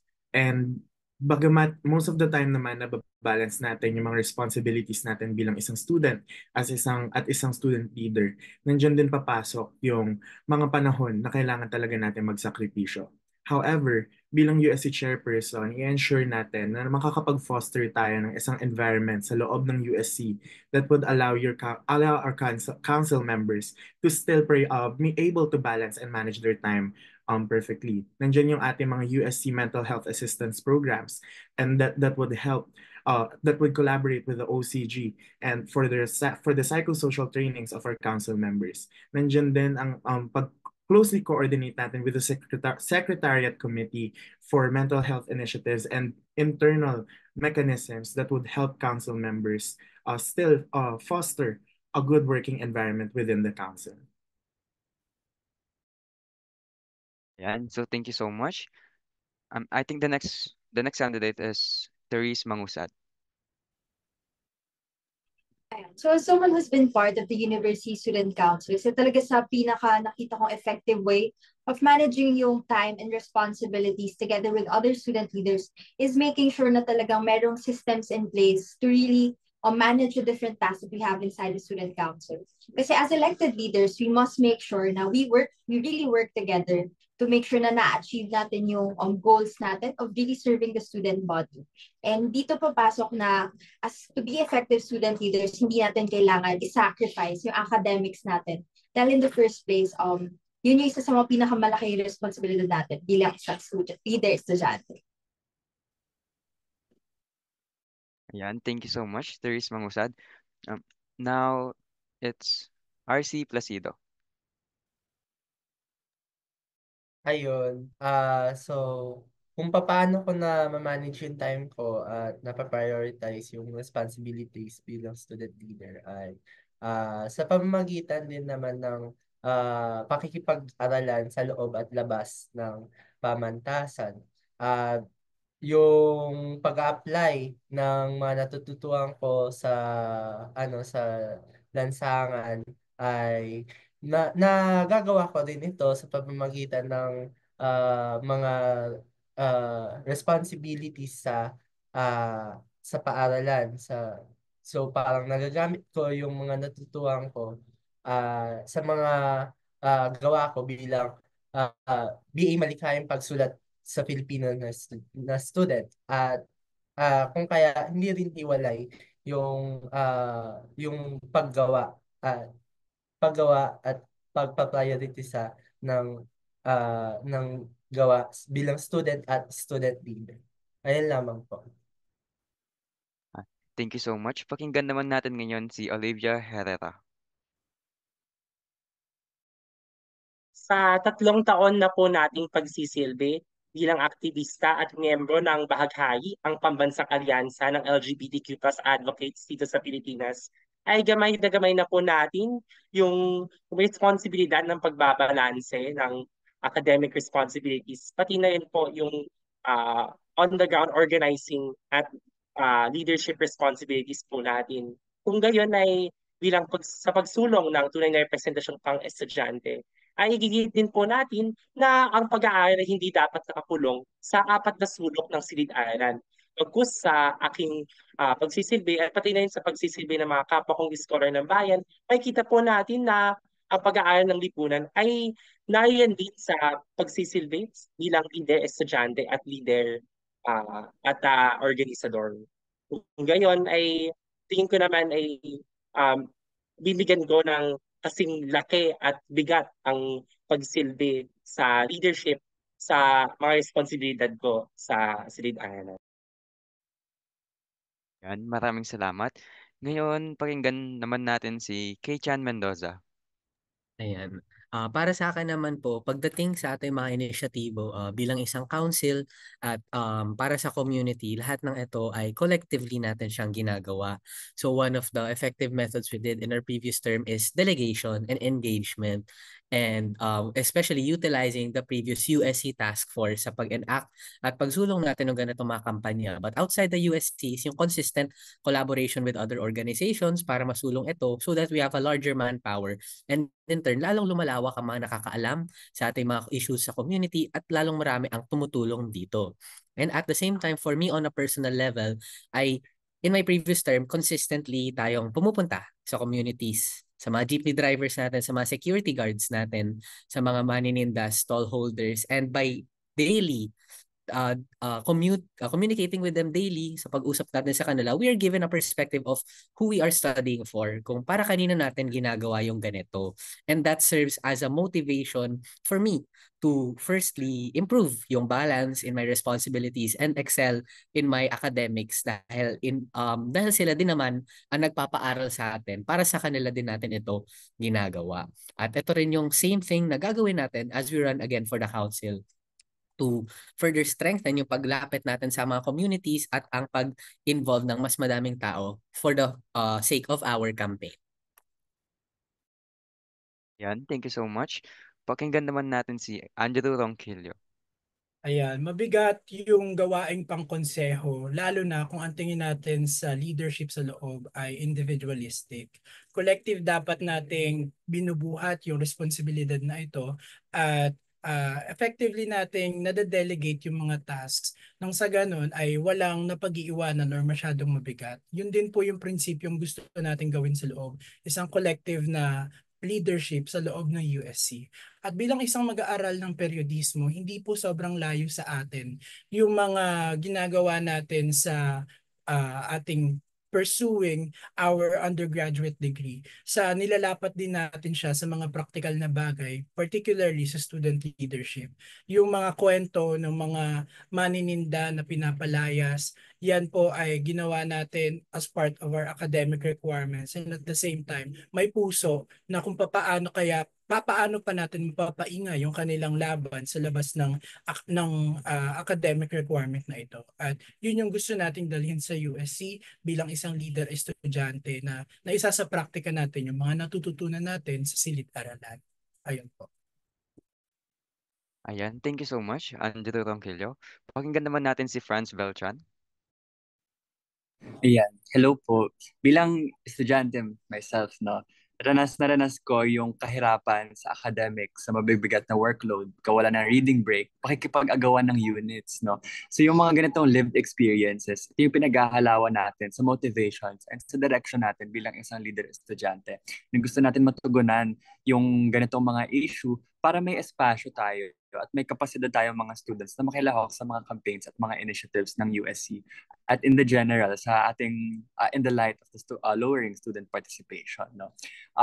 As having been in the council for 2 years, first in the University Freshie Council and next in the University Student Council, diyan natin natutunan yung sobrang halagang coordination, napakahalagang collective action ng mga members ng council. Siyempre, nabahagi ang general na student body, no? Kasi tayo naman yung nagdadala sa tagumpay. Tayo yung sa ating pakikipagtulungan, nagagawa natin na maayos na paglulunsad ng mga campaigns at ng initiatives, no? And moving forward, ayun yung itutuloy natin. Dahil ang konseho, hindi siya one-man na team, no?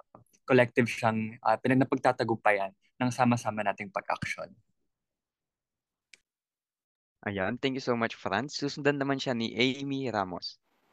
Yung pagiging estudyante o yung nakasanayan natin sa paaralan, parang sinasanay at pinupukpok talaga tayo under this neoliberal framework na as if yung worth natin nakadepende dito sa mga output-based na mga gawain natin on an individual level.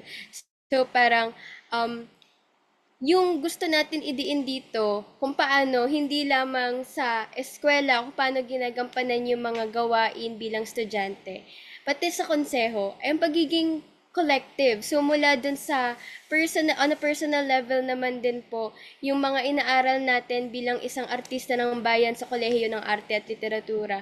Paano nalalapat yung mga pag-aaral at teorya dyan sa mga konkretong aplikasyon sa mga komunidad. At the same time, it also goes both ways. Yung mga natututunan ko sa organization, yung modes of leadership, yung styles of work sa iba't ibang tipo ng organisasyon na nakasalihan ko, pati yung community involvement, lahat yan ay nakatulong dun sa pagbubuo ko ng mga speeches, ng mga papers na dun talaga natin napapatimo na ano ba yung esensya ng pagiging scholar ng bayan. At syempre, yun din yung nais natin ilapat sa pagiging isang konseho din sa loob ng UP Diliman. So, paano this political work and student leadership work and the community involvement will work to serve one another. Kasi syempre, diba, mas nakakagaan kasi tsaka mas makabuluhan pa ang ating pag-aaral at even ang ating pamumuno at pagsisilbi bilang mga scholar ng bayan. Yun lamang po. Ayan, so thank you so much, candidates. Ngayon, pumunta naman tayo sa susunod na katanungan. Ang katanungan na ito ay para sa mga UP Diliman USC Chairperson candidates.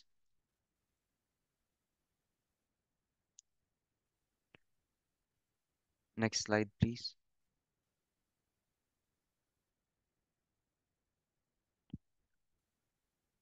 Ayan. So, ang unang tanong ay, what measures will you take to protect student activists from government surveillance and repressions? What measures will you take to protect student activists from government surveillance and repression? Ayan, so ang una nagtaas ng kamay is si Sean Latorre, followed by Andrew Ronquillo. Ayan, isa na sa mga naging tagumpay natin in the past terms is nakuha natin yung commitment ng admin na i-convene ang Committee on the Protection of Freedoms and Rights. And gaya na nabanggit kanina ni Franz, isa siya sa mga unang student representatives sa committee na to. So for this coming term, palalakasin natin yung coordination with this committee and ensure na lahat ng cases of police intrusion, surveillance ng mga student activists and repression ay natutugunan din ng committee na to. Na bibigyan ng tamang definition ang academic freedom at nabibigyan ng sapat na scope ang committee na to in order to address the issues of student activists and security inside the campus. Nandiyan din yung pag-ensure natin na na-equip natin yung students natin with knowledge and skills in order to minimize risk sa mga safety at security nila through paralegal trainings, bus cards, and other campus safety workshops na meron tayo. We will also have and deploy quick response teams and initiatives to ensure na agad-agaran natin natutugunan yung mga cases na ganito in the future at nabibigyan din natin ng agad-agarang response yung mga pagkakataon na nasa-surveil yung mga constituents natin at tayong mga student leader. And thank you so much, Sean. Pakinggan naman natin si Andrew Ronquillo. Sige po. Firstly, ang gusto natin dyan ay isiguro yung job security ng ating mga security guards because sila yung ating first line of defense para po sa ating community. Kasi sila yung sa kanila nagmumula yung ating immediate protection lalo na sa mga campus intrusion at maaari rin silang maging tulay para sa ating pag-uulat sa atin, tutulay dun sa report mechanisms natin. Pangalawa, yung ating gagawin ay yung sa League of College Councils. Nagawa na natin ito noon yung Bantay Isko kung saan kinonvene natin through the League of College Councils yung mga representatives per colleges para sa pagsasagawa ng paralegal trainings and as well as to mechanize and to capacitate yung local councils on how to respond on a local level kapag yung kanilang constituent ay nakaranas ng mga political and security issues, no? And then pangatlo dyan, yung pagtataas natin on an admin level na aside from mechanizing yung ating committee, no, ay to have more support from the system administration because tagumpay na natin yung commitment na sinasabi ng UP System Administration na itatag yung Committee on the Protection of Academic Freedom and Human Rights. Ang mas kailangan natin dito, fortified measures on local implementations at hindi lang na multi-sectoral yung approach na nailalahad din siya sa iba't ibang bahagi ng community, hindi lang sa students, na-extend din siya sa teachers and as well as doon na rin sa community natin, especially yung mga residential areas natin around UP because sila rin yung binabalikan ng mga police at militar in terms of surveillance. So collectively, mapagtatagumpayan natin yung pagprotekta sa ating safety and security kung ganun yung layers of steps na gagawin natin. Ayan, so maraming salamat sa ating mga chairperson candidates. Pumunta naman tayo sa susunod na mga katanungan. For the next question, only candidates for the vice chairperson positions will be called. And also due to the time constraints, we will only call the first 3 candidates who have raised their hand. So the question will be, any guidelines or insights on the process to help our official publication become recognized by the administration so that we can have access to funding for our future activities? Again, only candidates for the vice chairperson candidates will be called. The first person who raised their hand will be was Therese Mangusad.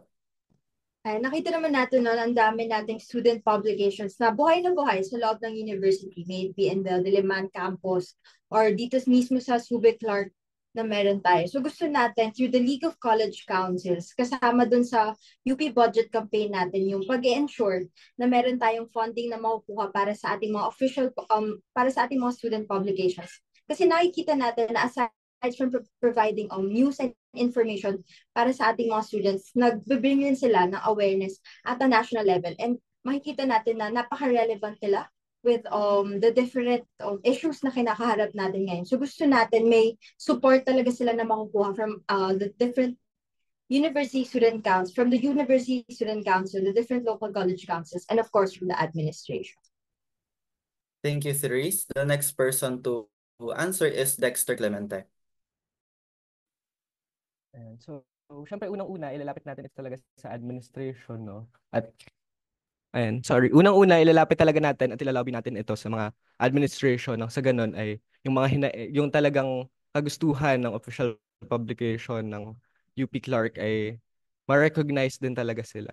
At the same time, nandyan yung parte ng ating plans of action, ang pagtataguyod ng autonomy ng talagang ng mga student publications natin. So sa pamamagitan ng pagko-convene ng mga kasama na yung local colleges, local council, local League of College Councils at yung mga publikasyon sa UP, kasama na dyan yung mga yung UP Solidaridad, no? Ay talagang bubuo tayo ng ating mga hinaing at pangangailangan. Tapos kakausapin natin yung offices ng UP para ihapag at pagtibayan natin yung mga polisiya para sa ganitong mga institusyon. Siyempre, usapin din yan talaga na yung budget ay isa pa yung layer ng dagdag burokrasya na dapat ay pagdaanan din talaga ng mga institution. So kasama sa ating proyekto yung pagkakaroon ng isang map talaga, no, kung saan masusunod ito ng ating mga publications, ng ating mga councils, nang sa gayon ay mapabilis yung proseso. Siyempre, iaangat natin yan sa mas malaking laban ng budget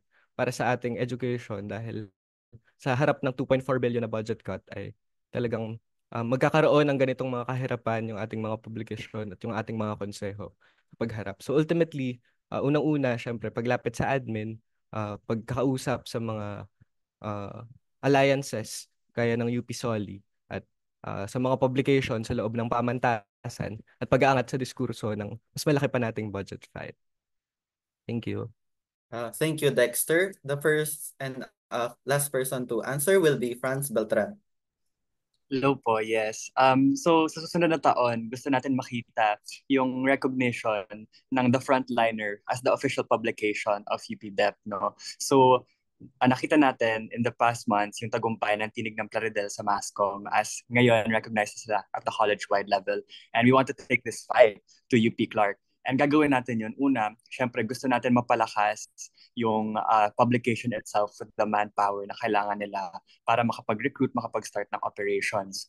Bukod doon, tutulungan natin sila sa mga proseso na pag-undergo ng org recognition process within the college, within the level of UP-DEP. No? So, dyan, i-consolidate natin yung kabuuan ng UP Clark community para ipahayag, be it through a referendum, a petition, ganyan, para mapahayag natin yung kagustuhan natin ng isang official publication na ilalantad yung mga katotohanan about our communities and para din mapagkaisa tayo sa mga campaigns at sa mga developments na to, no? And ayan, if-forward natin yung ganitong form of referendum or petition sa ating admin sa level ng DEP para ma-push forward yung recognition nila sa antas ng UP Clark, no? And kapag natamo na natin yun, ay ilalabi natin na sa agad-agarang susunod na Board of Regents meeting ay ma-include sa agenda yung pag-approve ng funding at ng recognition ng the frontliner at the system-wide level. Para from there, mas magkakaroon tayo ng pagkakataon na makakakuha ng budget para sa operational expenses ng the frontliner from JSC coverages at sa lahat pa ng mga coverage na kailangan nila gawin inside and outside of UP Clark, no? Siyempre, andyan din yung panawagan natin na depensahan ang press freedom, no? Na wag balutin sa burokrasya ang pagre-recognize sa mga publications at organizations in general natin para matamo nila yung karapatan nila to organize. And andyan din yung pag-angat sa ating pagtutol sa budget cuts para ay nabibigyan natin ng tama at sapat na kapasidad ang frontliner at ang iba pang mga organizations within UP Clark to carry out their advocacies, their functions in service of the people, in service of their community. Thank you. Thank you, Franz Beltran. And now let us move on to the next line of question. Okay. So this question is for UP Diliman USC counselor candidates only. Nakikita naman natin na may kakulangan sa representasyon ang DepO sa Diliman. Ano ang plano nyo para umayos ang sitwasyon ng kasalukuyang problema na ito? Nakikita naman natin na may kakulangan sa representasyon ang DepO sa Diliman. Ano ang plano nyo para umayos ang sitwasyon ng kasalukuyang problema na ito? Okay. So the first person to raise their hand is Wax Buenaflor. Ayan, kagaya po na nabanggit natin kanina sa general and specific plans of action, gagawin po talaga natin ang pag-ikot sa lahat po ng colleges, di ba? Kasama po dito ang UP-DEPO. Bukod po sa pag-ikot ay pagbubuo po talaga ng comprehensive na student demands na tinitake into account yung mga pangangailangan talaga ng mga estudyante, pangangailangan, yung mga particularities nating mga scholar ng bayan, lalo na po sa DEPO. So ayun po talaga yung nakikita natin na maipamalas talaga or maipakita talaga ng mga scholar ng bayan or ng mga estudyante, yung sarili talaga nilang danas para sama-sama po talaga natin itong haharapin. So bukod po dito, mapalakasin din po natin yung ugnayan sa local college council, sa konseho niyo po dyan sa UP Clark, di ba? So ayun po yung nakikita natin na paitingin po ang ugnayan ng USC at ng inyong local college council upang hindi po maiwanan ng UP-DEPO sa lahat po ng comprehensive na student demands at concrete na mga actions na i-take po natin. Yun po, maraming salamat. Maraming salamat. Susundan naman siya ni Olivia Herrera. Isa po sa mga plano natin para sa pagsulong ng all-inclusive UP Diliman ay yung pagtitiyak na mga critical na serbisyo. At ang nakikita rin po natin ay sa pagtiyak na ito ay dapat may angkop na representasyon din sa UP Depo. Dapat natin may ensure na ang mga serbisyo na tinatanggap ng UP Depo students ay kasing responsibo at madali at aksesible para sa mga sa mga students ng UP Diliman campus, main campus ko. Kung kaya't ay balak po natin na makipag-ugnayan sa local student council ng UP Depo at ng iba pang mga kauukulang mga organisasyon at opisina dyan po sa UP Depo para i-ensure na yung mga services mas lalo na sa pagtugon ng sexual harassment cases ay naiyan po. Isa po sa mga hakbang na matagal na pong pinagtatabuhan at para po natin ipagtagumpayan sa pag-upo natin sa USC ay yung pagtatag ng help desk, no? Safe Spaces Help Desk sa UP Depo kabilang or sa tulong ng UP Depo Local College Council. Yun lamang po. Maraming salamat. Pakinggan naman natin ngayon si Christian Mendoza. Ayan. Ang susi upang lalong ma-bridge yung gap between the DEPO at Diliman ay ang pag-ensure ng representation ng concerns ng DEPO not only in our campaigns but also in administrative matters. No? Halimbawa, last year, nagkaroon tayo ng meeting kasama si Chancellor Vistan kung saan naipaupo natin ang previous representatives ng DEPO kung saan na-raise dito yung concerns regarding sa kahirapan sa pagpunta pa sa Diliman para magklase sila ng DR maps at yung pagdating sa kanilang facilities na dati kalahati ng building ay hindi magamit at limitado yung kanilang mga spaces. Ngayon, as we enter another term, we will make this representation more regular, no? Dahil being a constituent regional unit of more than 700 students, kinakailangan na madinig natin ang bawat isa sa mga yun at umaabot sa administrasyon hanggang dito sa Diliman.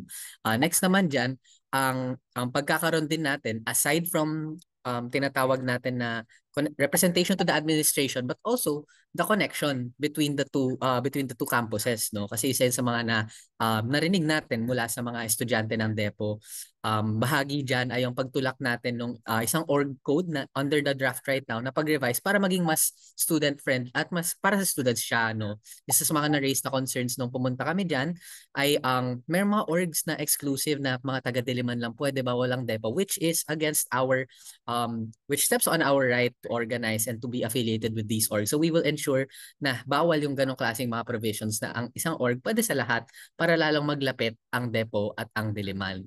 And lastly, in our projects, we represent the students by directly going to them. Part nga nung ating UP sectoral ikot, yung pagpunta diretso sa mga sa regional campus ng UP Clark at ang pagdala din ng issues nila papunta dito sa Diliman, no? Para ma-unite natin at ma-forward natin ng mga ento kasamang interests ng DEPO as one community. Thank you. Thank you so much po. Pakinggan naman natin ngayon si Amy Ramos. Nakikita naman natin na kahit mula Depo hanggang Diliman, may mga pareho tayong mga kinakaharap na hamon sa ating mga estudyante. Andiyan din yung kawalan ng espasyo na sa halip ay tinatayuan ng sunod-sunod na mga commercialized spaces and infrastructures. Tapos yung hindi adequate din na basic student services. Parang required na pumunta dun sa mga other campuses na wala man lamang accommodations or allowance, yung mga ganyang bagay. Kaya magkaisa po tayo dun sa laban din po natin para sa dagdag pondo sa edukasyon para matugunan yung mga problemang ito. Tapos po, andyan din po talaga na pareho tayo ditong apektado dun sa LUDIP, yung sa Land Use Development and Infrastructure Plan, na saklaw hindi lamang yung iba't ibang campuses sa UP, pero dahil magkaakibat tayo dun sa Diliman tsaka sa Depo, ito yung kinakaharap natin na in N number of years, posibleng yung mga communities natin papalayasin for pagtatayo ng mga commercial or bagong mga sites na hindi naman yung pangunahing pangangailangan natin, or paano din tayo makakapag push forward ng mas pro-community na plan na included tayo sa development nito. At syempre, yung pagkakaroon pa ng mas mahigpit na ugnayan sa mga councils, existing councils na meron sa Depo dito sa USC. Ayun naman po. Maraming salamat po. Thank you so much, candidates. Ngayon, pumunta naman tayo sa huling katanungan. Ang katanungan na ito ay para lamang sa mga UP Diliman USC Chairperson candidates.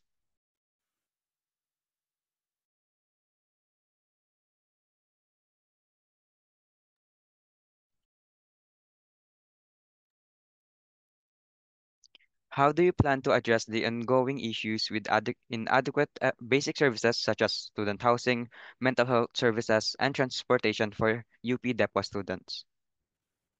Okay, so pakinggan po natin si Andrew Ronquillo.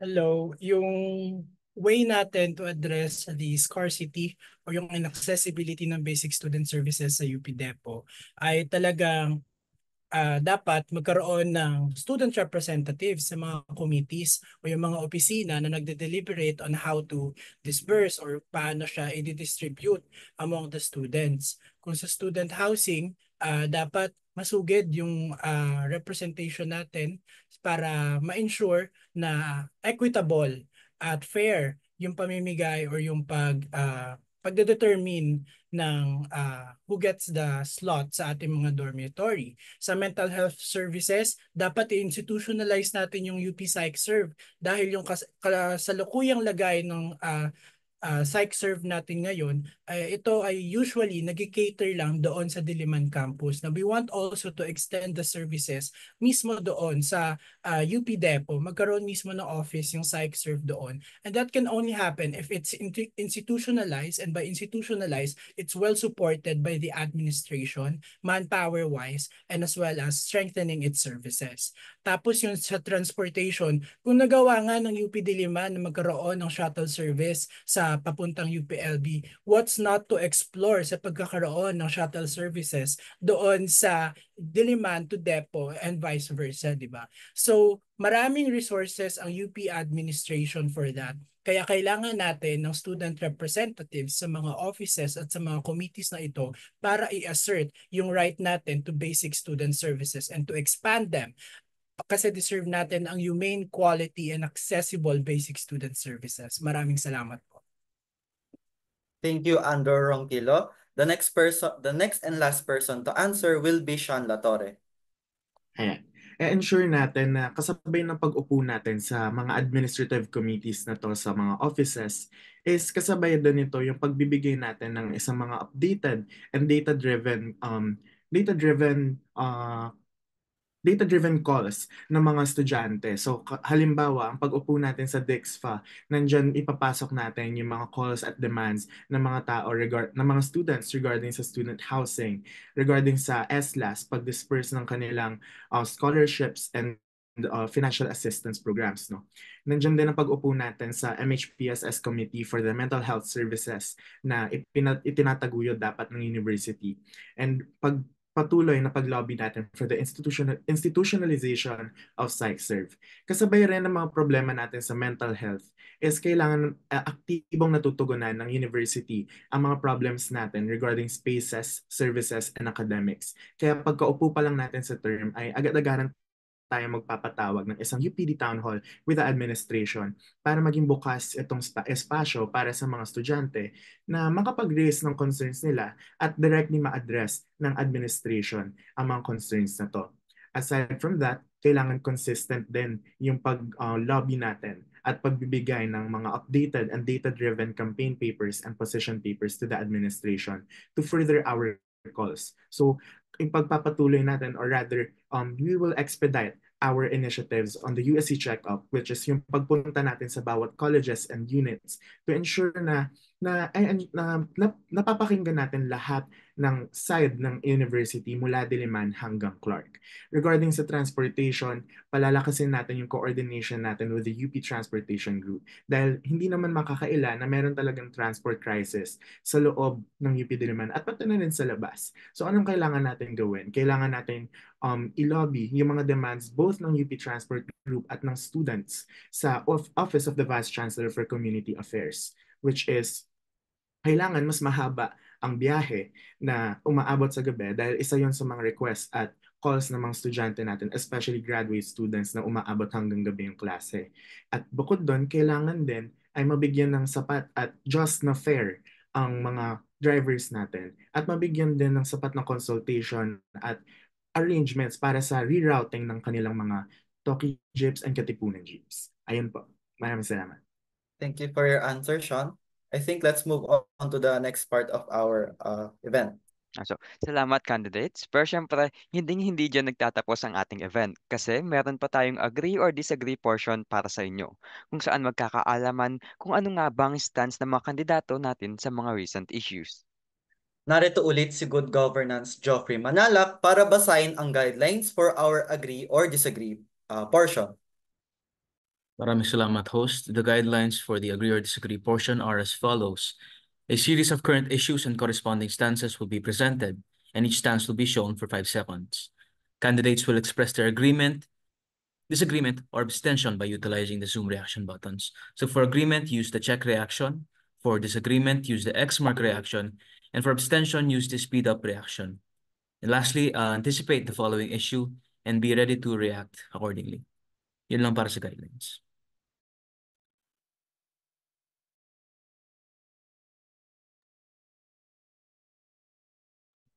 Thank you so much, Good Gov. Ngayon ay formal nating sisimulan ang agree or disagree portion.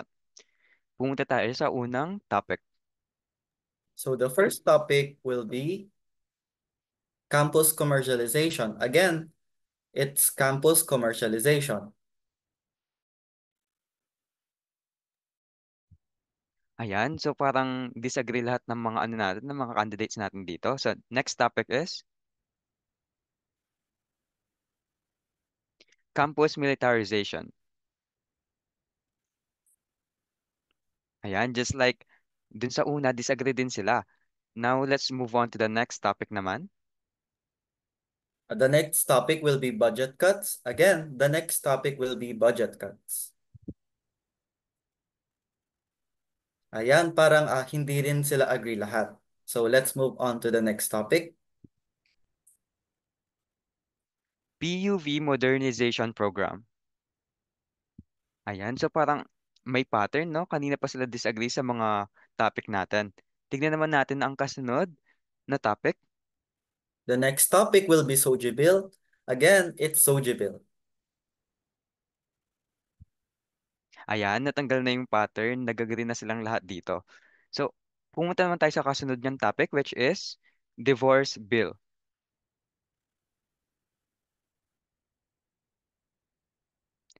Ayan, so sa divorce bill, kagaya ng SOGI bill, no, agree din sila dito.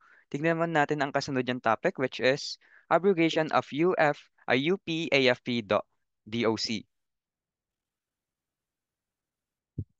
Ayan, so nag-iba naman yung ano niya ngayon, yung parang pattern niya, agree naman silang lahat dito. So, next topic is the next topic will be abolishment of the anti-fee EACACE.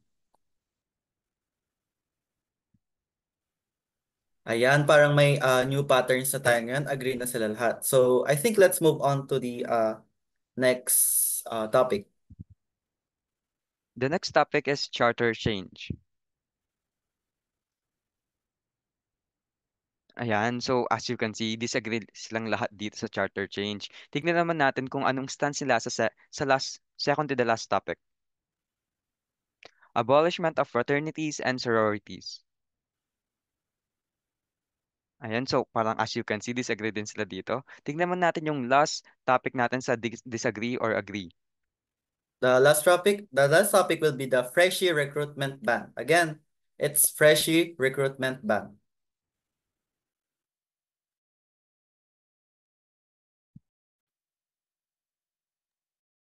Ayan. Thank you, candidates, for showing us your stance.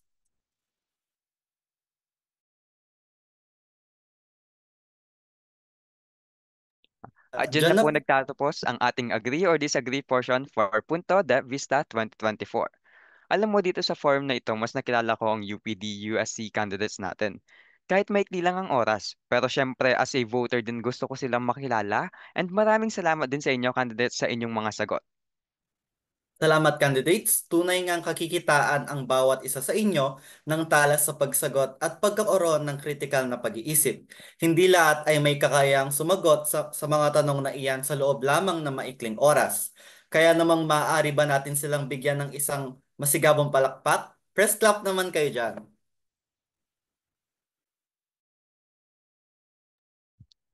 Ayan, so para sa pagtatapos ng ating Punto de Vista, narito si Ms. Shana Diaz, ang kasalukuyang SC Vice Chairperson ng UP-DEP para ipahayag ang kanyang mensahe. Hello mga kasama, mga kapwa scholar ng bayan, magandang gabi po sa ating lahat. Itong online forum na ito ay isang mahalagang yugto bilang mga estudyante ng UP. Ang eleksyon ng University Student Council ay hindi lamang isang formality, pero isa din itong pagkakataon para sa atin na palakasin ng ating boses sa loob ng pamantasan. Ang mga kandidatong narinig natin ngayon ay nagbahagi ng kanilang mga plataforma at maninindigan, at sila ang mga susunod na magiging kinatawan ng ating mga interes. Sa pagpili natin, tandaan natin na ang konseho ay may tungkuling tumugon sa ating mga pangangailangan. Hindi lang bilang mga estudyante, kundi bilang mga mamamayan ng isang pamantasang naglilingkod sa bayan. Bilang mga scholar ng bayan, hindi tayo dapat manahimik sa harap ng mga problemang ito.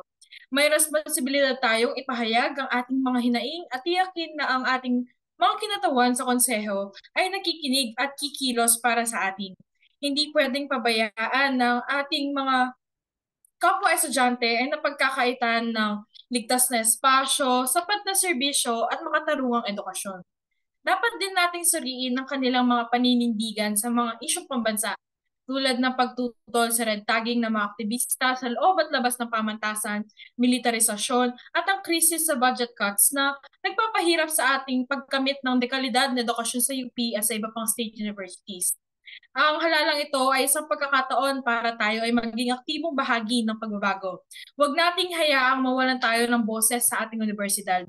Ang boto natin ang magtatakda kung sino ang magtataguyod ng ating mga interes, hindi lamang ngayon, kundi para sa hinaharap ng UP. Tayo ay nasa loob ng isang pamantasang sinasabing pinaglilingkuran ng sambayanan. Dapat nating tandaan na hindi sapat ang magsalita lamang. Dapat may gawin tayo. At ang una nating hakbang ay ang pagboto para sa mga tunay na tagapagtanggol ng ating mga karapatan at interes. Sa ating mga kapwa scholar ng bayan, tandaan na ang paglilingkod sa bayan ay hindi nagtatapos sa loob ng silid-aralan o sa mga rally. Ang bawat boto natin ay isang hakbang tungo sa mas progresibo at mapagpalayang UP. Makialam, maging maalam at bumoto. Maraming salamat po. Ayan, maraming salamat, Shana Diaz, sa iyong mensahe. Ngayon naman ay sabay-sabay nating awitin ang UP naming mahal na pangungunahan muli ng UP Pampanga Coral, courtesy of their YouTube channel.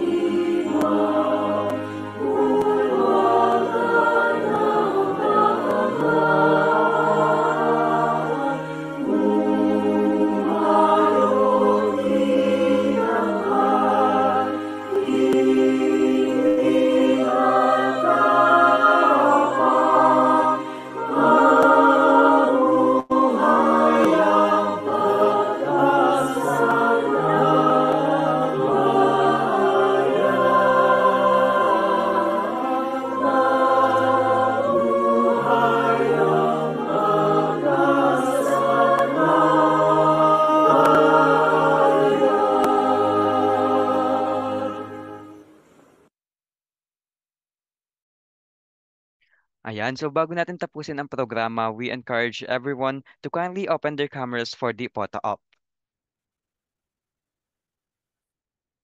Hello, everyone. Encourage everyone to turn on their cameras.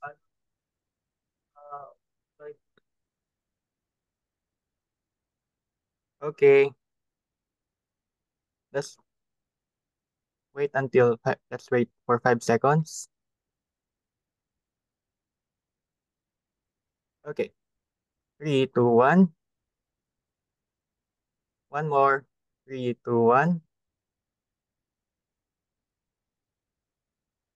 Next page. 3, 2, 1. Taas ka mo, oh. Everyone. 3, 2, 1.